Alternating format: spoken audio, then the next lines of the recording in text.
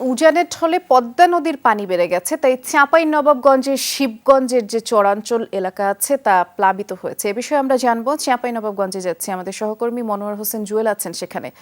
জুয়েল, আমাদেরকে একটু প্লাবিত এলাকার পরিস্থিতি সম্পর্কে জানাবেন। বৃষ্টি চাঁপাইনবাবগঞ্জে মূলত পদ্মা নদীর যে চরাঞ্চল রয়েছে সেই চরাঞ্চলগুলোতেই কিন্তু নিম্নাঞ্চল প্লাবিত হয়েছে।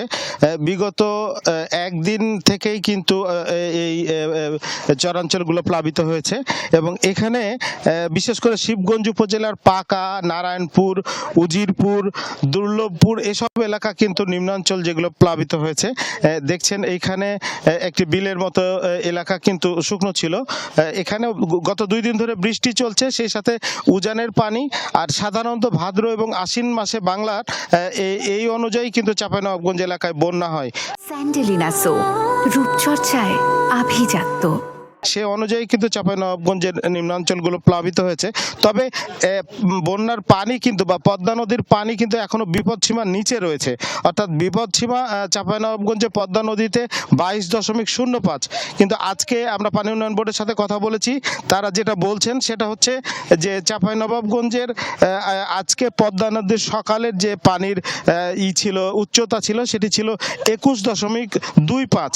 অর্থাৎ এখনো প্রায় 1 মিটারের কাছাকাছি বা একটু কম বিপদসীমার নিচে রয়েছে। তবে আজকে কিন্তু পানি আরো 5 সেন্টিমিটার কমেছে, পানি কিন্তু বৃদ্ধি পায়নি।